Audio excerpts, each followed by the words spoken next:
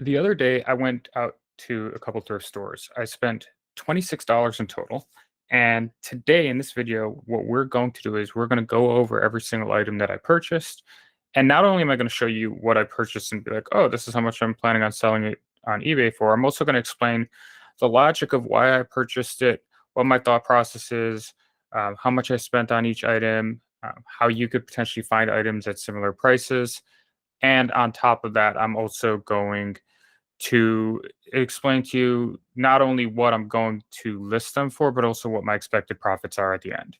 This will be basically a video of me hanging out here. I've got stuff sitting right over here next to me, so I'll walk through each item. Now, again, I spent $26. I was out for maybe about an hour and a half on a Sunday afternoon. And by my estimations, once I get everything listed, it'll take me about an hour to list. Once I get everything listed, I should be looking at somewhere between $150 to $300 in returns. We'll go over that math again at the end. So just wanted to say thank you for being here. Hope you're having a wonderful day. And let's dive in. The first thing that I got is this pair of Hoka running shoes. So as you can see, they're in pretty good condition. I just need to clean them up a little bit here. You can use Magic Eraser. Usually does the job pretty well with shoes. Obviously, you want to make sure the inside is in good condition. These are a woman's size 6B. Hoka is a great brand for running shoes. 6B is a little bit small for women's shoes, but still fine. The B part is just a width designation. It's a little bit on the smaller side, so these will sell a tiny bit slower. Most women's shoes, the average is kind of size 8, size 8.5 is kind of your sweet spot for women's shoes.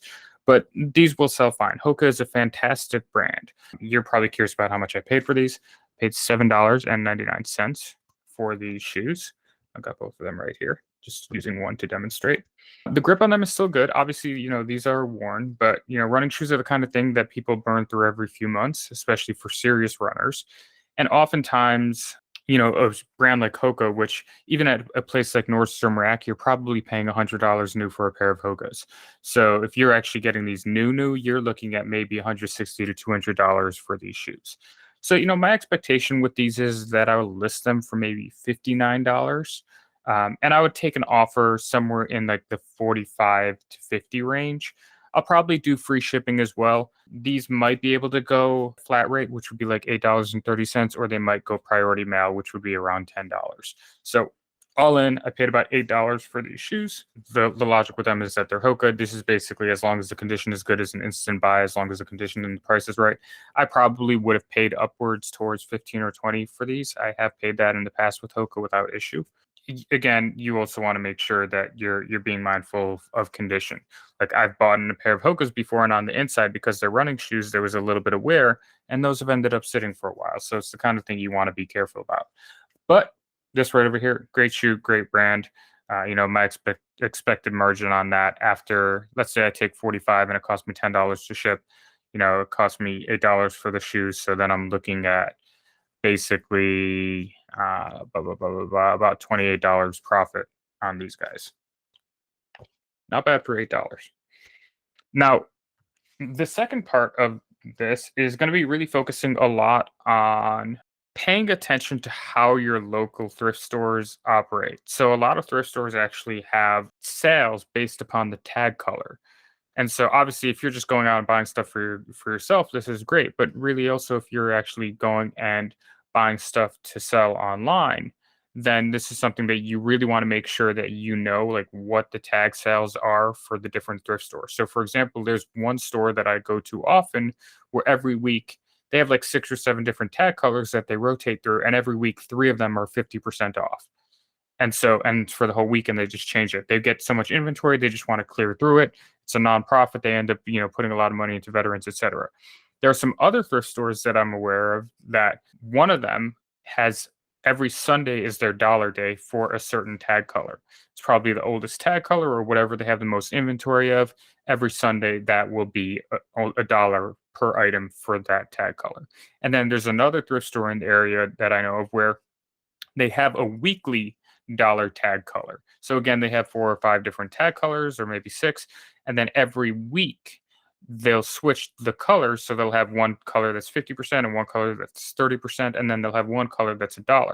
And they switch that again on Sundays. So for me, I know that two of these stores have, one of them has $1 tag sale on Sundays and the other one switches on Sundays. So they're fairly close to each other. I can just quickly go out for an hour and a half or so, go to these stores, spend not that much, and get a fair amount of inventory. So now with that said, that's kind of how I was able to get these for $26. Any reasonable city is going to have enough thrift stores that you should be able to find the ones that do this. I would say places like your local Goodwill, Salvation Army, the bigger chain thrift stores generally do not have as many sales. So while you can sometimes find really good stuff there, you're probably going to be paying a little bit higher for your cost of goods. When you're thinking about what am I paying per item, and that's something that you do want to be thinking about if you're taking this kind of model somewhat seriously. When you're thinking about what am I paying per item, if you have the option to pay $6 to $8 per item, or to get the same exact quality but to do it for $1 to $3, you want to be aware of where in your town that's happening. So we're going to go through this one by one. This one was one of the stores just had a lot of men's dress shirts. So starting out, we've got a dress shirt right here. This is a men's large Banana Republic slim fit. Let's see if you can see that. There you go, Banana Republic slim fit large. Just a very standard checkered pattern, check pattern, long sleeve button down men's dress shirt. This is not anything crazy. You're not going to make $1 million doing this with this kind of volume. But, if you're trying to just make a little bit of money on the side, if you're trying to, help out with paying the bills, it's, very easy to do. That right there, again, most everything that I show you here, except for one item, is going to be stuff that I paid $1 per item for. What I'll say is, with those kind of like classier mall brands, if that is a designation, a Banana Republic, etc., what I would say with those is you're always looking for the sub brands, because you have to think when you're buying, you have to think, what is somebody searching for? So the reason why I bought this shirt right here is not because it's Banana Republic, it's because it's Banana Republic Slim Fit. And I know that there's a certain kind of buyer who Banana Republic is their favorite brand, and the slim fit cut of their clothes is their favorite shirt. And so as long as I can get it in the right size, then I'll do that. Because why would they pay $45, $50, $60 when I can list that at $17.95 with the expectation that I'll sell it for like 14 or 15 free shipping? Again, it's not crazy money.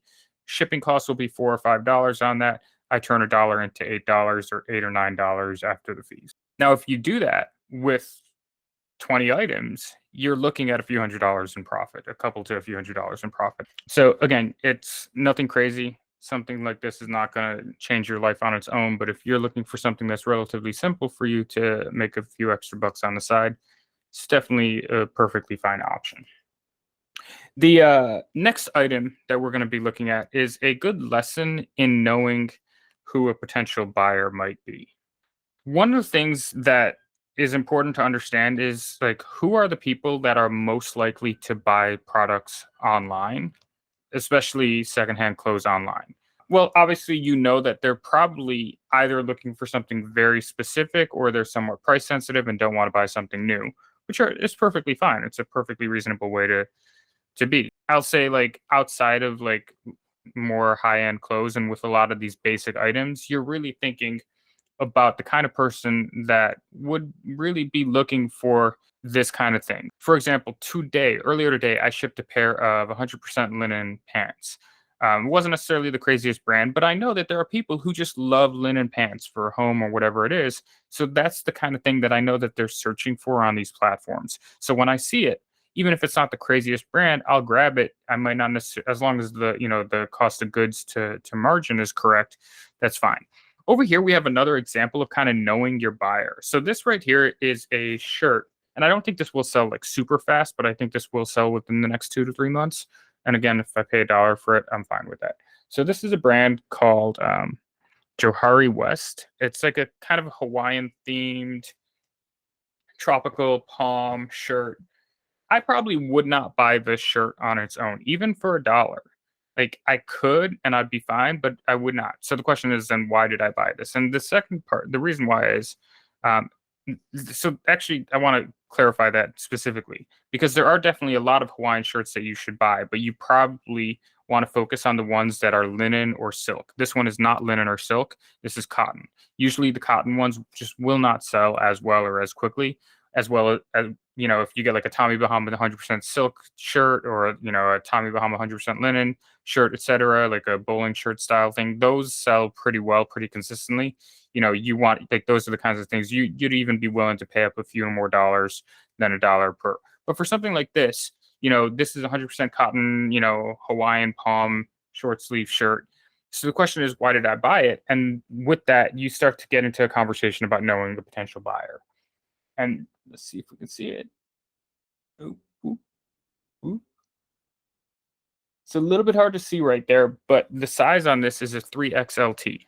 So this is a 3XL tall, which means that there's a very specific buyer for this, which is somebody who's a little bit of a bigger guy who likes Hawaiian shirts and probably doesn't see a lot of options. And this is kind of a basic colorway. It's not super loud. It's, blue on blue. It's a light blue palm print on a blue shirt. This is the kind of thing where there's enough elements built into the actual like what this item is that makes it worth it, even if on its own. Like if this was just a large, I wouldn't have bought it, even if it was only a dollar, just because I know it would just sit there for a long time. This will sell in a month and a half, 2 months, maybe 3 months at most, especially going into spring, because I know that this is the kind of guy who probably doesn't go into the store a lot, buys a lot of his stuff online, and with that, I can be there and offer him a fair price. I'll probably list this at like 19.95 with the expectation of getting about 15. Um, and then again, after I do a lot of free shipping, so after the shipping costs, I'll probably walk away with about $8 to $10 in profit, which for me with a dollar item is perfectly fine. With something like these shoes, obviously I'm looking for a bit of a better margin because I paid up a little bit more. I paid $8 for these, so I want to make at least roughly 3 or 4 times that. But with a shirt that I know is the right shirt and the right thing, I'm willing to take a little bit of a smaller margin because it takes me a minute and a half to list it. This right over here is another example. As I said, there's a lot of dress shirts in this. I don't always do dress shirts, but just happened to be what was in the store that day. This is another dress shirt, long sleeve, kind of a light green with some striping to it. Um, and this is a Banana Republic tailored slim fit medium. So again, this is the same thing where it's got that sub brand on it. So I was willing to buy it. Again, if it was just a Banana Republic medium dress shirt, probably wouldn't buy it just because the fact that that's not enough keyword stacking for it to actually show up when somebody's searching for it. Whereas there are people who are looking specifically for the slim fit from Banana Republic, and I've seen based upon my experience, those end up selling a lot quicker. So just thought with that. Same thing here. Same exact thing. Men's dress shirt, button down, long sleeve. As I said, lots of dress shirts today. This right over here is Banana Republic, slim fit again, a large, basic style. Got a little bit of kind of a dotted pattern to it. Basic everyday dress shirt. People who don't want to pay $45 to $60 new are happy to pay, roughly 15 to 20 free shipping on eBay. Right over here.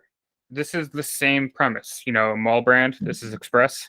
I'm not necessarily going to buy everything from Express, but it's got the fitted tag right there. It's a men's size medium, button down dress shirt. Same thing, listed for roughly $17.95, give or take. Expect it'll sell for around 15, free shipping. Speaking of, I know I mentioned before with Tommy Bahama and wanting to pay attention to like the material when you're buying stuff from Tommy Bahama. This right over here is or just overall, like if you want to pay attention to materials when you're buying, because there are people who specifically like to buy certain materials. So if you can kind of get a feel for what the materials are, or if you check the tags when you buy it, you can use that as a differentiator and as a keyword when you're listing stuff. This right over here is a pair of Tommy Bahama Bermuda shorts. There's a couple of nice things about this. Where's the tag? Right over here. Right here, you can see Tommy Bahama's got their tag on like the front inside. It's a little bit weird. Like they'll have like around the whole thing, the branded kind of band, but the tag is actually on the front inside. So this right here is Tommy Bahama. It's a men's size 38, and I'm not sure if you'd be able to see that, but it is also 100% silk. So That's the kind of thing that you're looking for with these kinds of things. If these were just regular like khaki or Bermuda shorts, but they were cotton, I probably wouldn't buy them. But if they're 100% linen, if they're 100% silk, I would 100% buy them. And these I could probably list them at like 24.95 because Tommy Bahama is still an okay brand, kind of a Nordstrom brand. So I could list these at 24.95. My expectation would be that I would sell them somewhere in the 18 to 22 range, free shipping.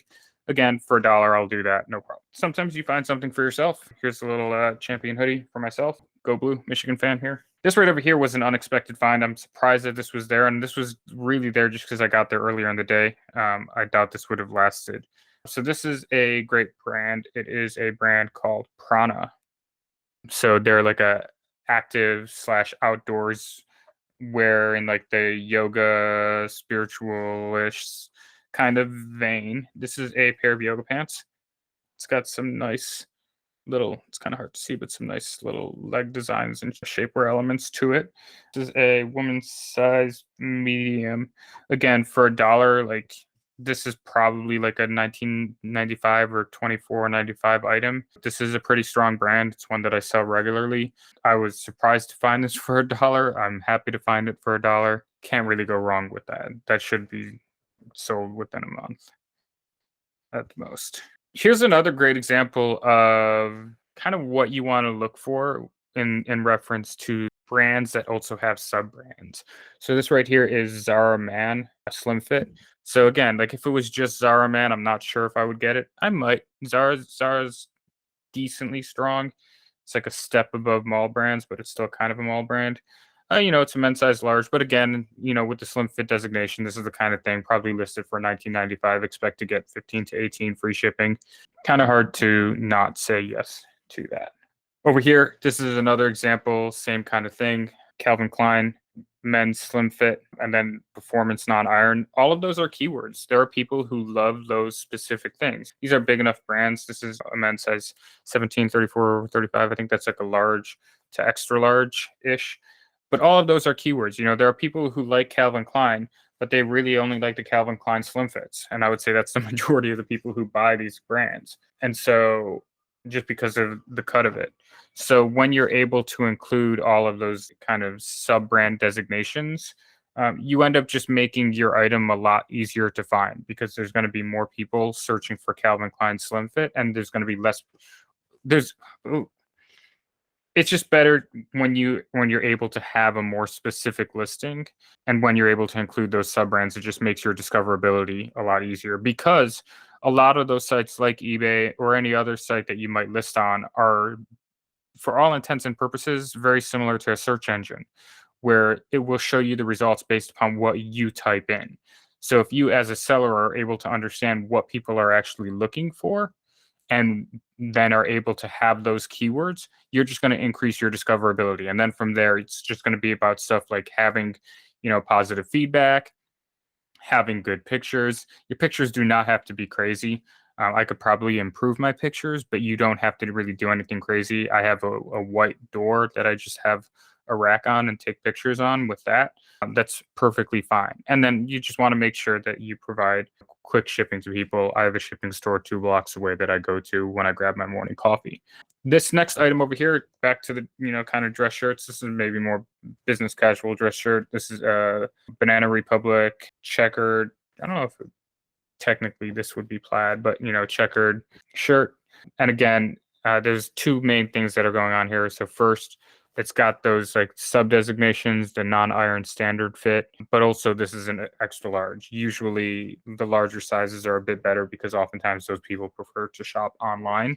Not always, but it is definitely, when you get into that like XXL or 3XL, those kinds of sizes, you usually are making things a little bit easier on yourself as a seller, just because that's where a lot of the buying activity is happening on these platforms, especially for these very standard day-to-day type of items. Right over here, kind of the same thing. This is just a nice little regular polo, probably listing it for $17.95. Oh yeah, the previous shirt I'll probably list for $19.95 just because it's got a good colorway to it. Right here, Banana Republic polo, probably would list it for $17.95. This is a Banana Republic fitted polo, men's size small. It's got a clean, basic design to it, something that most people would be comfortable wearing. There's nothing egregious about it, but it would also look good in pictures because it's not just a pure monotone like navy blue or something like that. Could add in like a few keywords like stripe, baby blue, light baby blue, navy, polo shirt. So easy enough for you to get your discoverability. And really that's the key thing, is you want to make sure that you have the keywords to get your discoverability with these items. Next up, same kind of thing. So this is actually another example of combo. You really want to combo stack your keywords. So this is Eddie Bauer. This is a relaxed fit, but then it's also a 3XL tall. So again, this is the kind of thing where this is the kind of buyer where they're more than happy to buy stuff online. If it was just Eddie Bauer, like an Eddie Bauer medium button down, I've sold those before. Those will sell for like $10. This one will probably sell for 20, just because of the fact that it has those extra designations.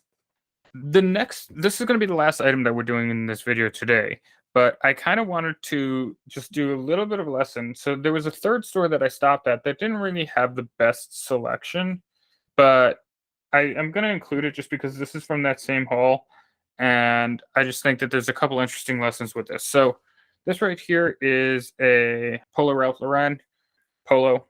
Pretty simple. Probably would sell for like $17.95 free shipping. I think I paid $4 for this. Probably a little bit higher than I would like. But a couple things that you can to know about Ralph Lauren as a whole. So generally speaking, Blue Label is kind of their mid tier. So Purple Label is the most expensive Ralph Lauren label. If you find it, you pretty much buy it on site as long as the condition is good.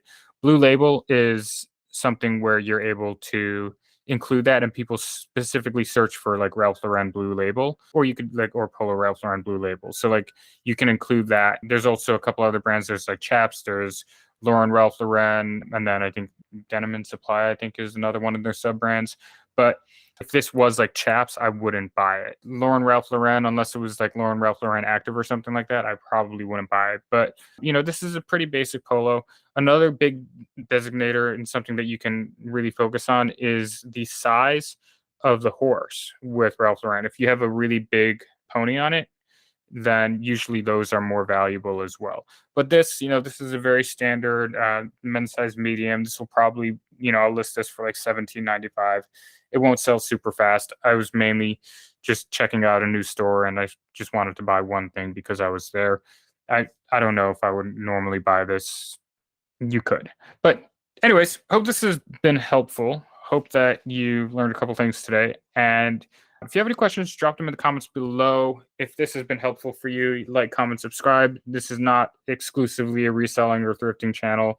Gonna basically enjoy making videos as I do. Occasionally there may be more videos like this.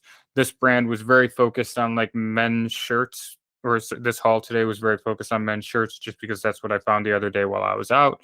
But there's a wide variety of stuff that I usually get. So I'm sure that the next time that I do one of these, we'll be looking at a bunch of different brands and a bunch of different interesting things. Although if you if you hang around and see a couple of these from me, you'll probably notice that there are some very specific brands that I continually buy, and buy as much of as I can when I find them. Also, just want to say that this is not the only way for you to source. You can also go to flea markets. You can go to, here in San Diego, they call them swap meets. You can find places to buy wholesale, build up an audience, and have people send you collections. You can buy storage units. You can do estate sales. There's tons of different ways for you to source inventory in a way where you can make sure that you have affordable margins. But for the real simple entry level way of doing it, where you're basically just going to your local thrift stores, you want to find out what stores have tag sales, what days those tag sales are happening, or which colors or which prices. And then from there, as long as the store is of any reasonable size, with just an hour or two, maybe more, maybe a bit more, if you have to check up comps on your phone. And maybe I'll do another video talking about going over comps on your phone and figuring out like what you should price stuff at. So if that's something you'd be interested in, just drop a comment below letting me know that you'd be interested in that as well. But yeah, again, hope this has been helpful. By the way, I realized I didn't really exactly finish up the financial breakdown for this video. So in theory, if I sold the pair of Hokas for $59.95, and then if I sold the 10 dress shirts at $17.95 each, I sold the one 3XL tall Hawaiian shirt for $19.95, and then I sold the Prana leggings and the Tommy Bahama silk shorts for $24.95. And if you add all of that up, you would get to, I think it was like $309 and some change, $309 and some change. If you, let's say, knock off a very strong estimate of 40% for fees, for the ones that end up taking an offer, just don't sell outright, that sell a little below market, you'd be looking at about $123 knocked off that $309. So for the $26 in, I think you would end up with roughly about $185, $186 for that $26 in. You know, all in, you're looking at about an hour, hour and a half being out, just going into the thrift store if you know what you're doing, and then coming home probably about an hour to an hour and a half of listing. So, I mean, it's okay. It's not great. It's not perfect. It's okay. But I wanted to include the financial breakdown. Hope you have an amazing day. Hope this video has been helpful for you, and I'll talk to you later. Peace.